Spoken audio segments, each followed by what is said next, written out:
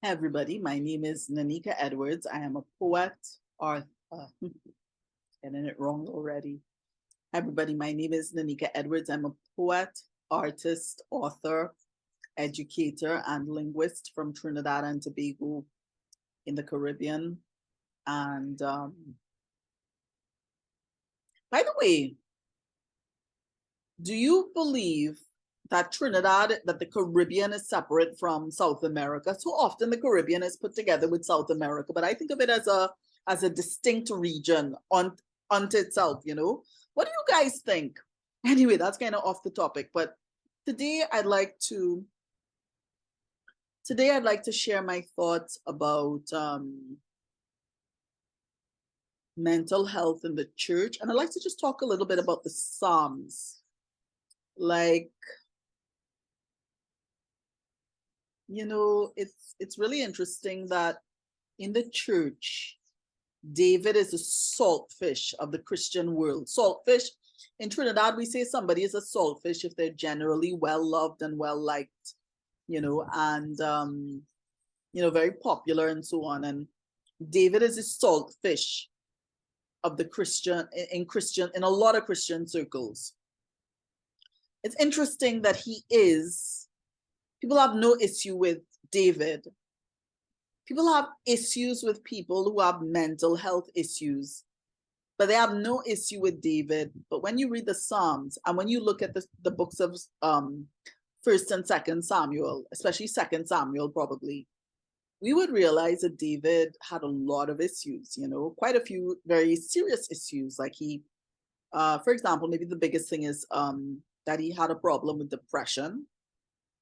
Right? He definitely had a problem with depression. And I guess when you live a life of war, and I don't care how normal war and battle would have been for anybody in any particular era, that's a very traumatic experience. And David was a man of war. So seeing blood and gore and death and fighting and that kind of thing on a regular basis must have been very traumatic for David, would be for any soldier. And on top of which, people, his enemies, he always talked about his enemies being after him, friends turning against him. He was chased by Saul, who was his father-in-law. Sometimes we forget that, Saul was actually his father-in-law, right? Imagine your father-in-law hunting you down like prey to out your lights, That's what David was going through. So David actually suffered from depression quite a lot. You can see that in the Psalms. We don't have a problem with David, so why should we have a problem with anybody else struggling with the same things? We know that David sinned with Bathsheba, and we tend to kind of give him a little tap on the hands as if to say, oh, you naughty boy, but we still like you, we tend to give David a pass. He always gets a blight, but when you think of what could have led to him sexually assaulting Bathsheba, because that's what it was, we know that he was dealing with some serious stuff, right? I don't know, maybe pornography. I don't know, like, how come Solomon had so many wives? Is it something he got from his father, right? Is it some kind of personality defect that he genetically inherited from David to some extent? I don't know. David had some serious issues. And but again, we do have a problem with David. So why do we have a problem with the regular Jew or Jane who has mental health issues, right? And I think one of the lessons of the Psalms and David is that David was a political leader. Excuse me. And so often we idolize our leaders, whether they're political or in the church or wherever, and we can forget that they're human. And it's really dangerous to idolize our leaders. And of course, I'm speaking now in these videos within the church context. We need to remember that our leaders are human beings just like anybody else. It's not good to idolize or deify them, whether we realize we're doing that or not, right? We need to think about the relationship that we have with our church leaders. And as a church leader, I mean, if David were alive today, somebody would have told David, you need to see a therapist. You need to work out some issues. Remember, David was the runt of his family. His brothers didn't like him. They were always fault finding with him. He was, much like Joseph, he was rejected by his brothers up until a certain point. Those kinds of things could have deep psychological effects. So anybody, if David were alive today, a rational thinking person would say, David, I would suggest, I would kindly and, in the most well-meaning way, suggest that you see a therapist. That's what somebody would tell David today. Well, we love David. Why do we have a problem with people, the average person, having a mental illness, whatever it may be? And why do we so idolize and deify some of our leaders, our church leaders, that we never even entertain the thought that maybe our church leaders may have issues that they may need to deal with and get counseling about? Is that possible? Is that such a horrible, blasphemous thing to even consider or think? Right? So anyway, but the Psalms, I have to say, because this video is supposed to be about the Psalms. The Psalms are like songs. They're songs, but we no longer have the melodies. But they're like, so now they're like more like poems. And in the Psalms, we see a whole range of human emotion. And they tell us, what do the Psalms tell us? They tell us that it's okay to express how we feel. It's healthy. It's advisable. It's not advisable to keep things pent up and locked up. I know in Trinidad, the general culture is people tend to suppress people, even punish people when we speak honestly about negative things that we feel, whether it's about ourselves or somebody else. And the Psalms make it clear that it's really important to be able to express ourselves. When we talk to God, he doesn't tell us, shut up, I don't want to hear that, which is the kind of attitude you could get from some people in the church. You could tell that the psalmist got relief from talking to God. And that's the kind of relief I think we should get from even talking to each other, when we're going through a time when we're really struggling. Another car passing by. Yeah, so it's really important for us to express ourselves, and I think this is especially important for men. And you see that with David. David obviously was a man. And you see that these Psalms were largely written by him. And you see that he was not a man who was uncomfortable with his own emotions, right? Emotions are given for our own benefit. They're like a thermometer that lets us know where, whether if something is bothering us, so that then we can take a closer look and say, well, why is it bothering us? Or, why am I so happy? Or, our emotions tell us quite a bit about ourselves. And just bear in mind that God is a God of diverse emotions as well. And it's so important to express the full range of our emotions, whether negative, positive, a mix of negative and positive.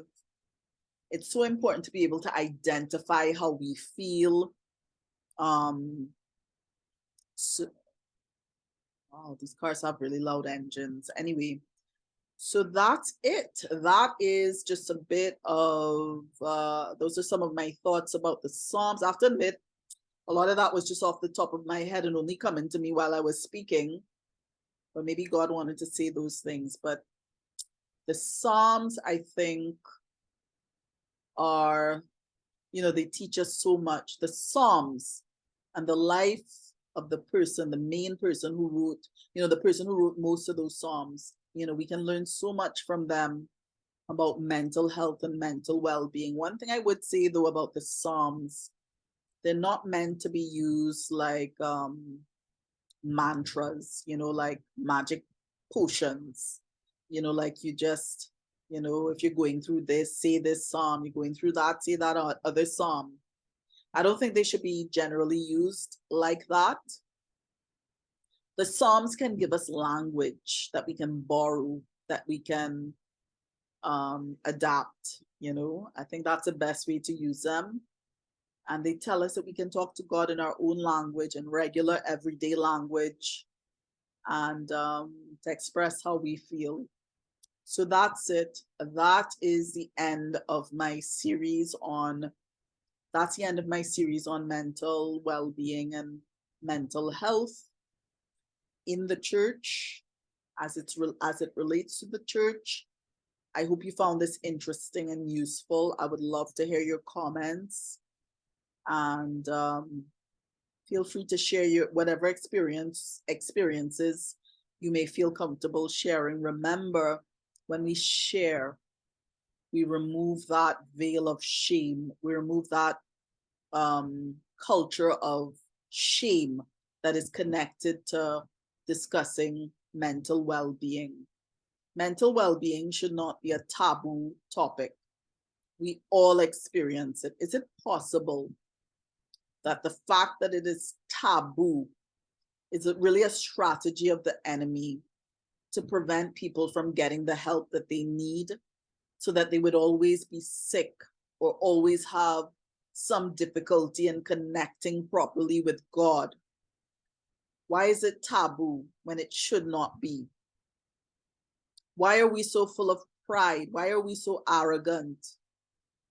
Our God is a God of humility, and he expects his children to be humble, honest, kind, compassionate. And yes, I understand people can be very judgmental. But if we continue this cycle of you're crazy, you're a lunatic, it's not normal.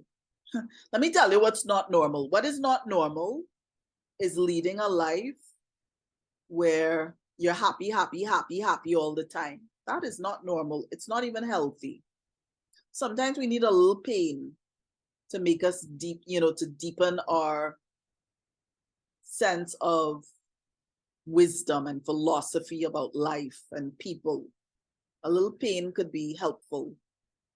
And God allows pain. That pain is one of God's common, it's a training ground for making his children tougher, wiser, more patient, patient in the sense of endurance and patiently enduring. And if that is a common thing that God does and allows, why do you think that discussing mental health issues should be taboo? It shouldn't be. You look at Job when he went through the things that he went through, and how passionately he spoke about how he felt and how he spoke to his friends. He did not hide how he was feeling from his friends. And his friends, I don't think they had an issue with him venting about how he felt. Their issue was they felt that he was being punished for something that he did.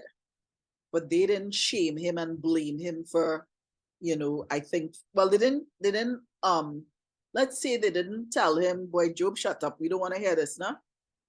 No, they were just, their main thing was they felt that he was being punished for something, and they had I guess, Job could be somebody else we could talk about if we're talking about mental health issues, but we're really talking about the Psalms here. So maybe I'll leave Job for another day. But anyway, I hope that you found this useful and interesting. I would love to hear your thoughts.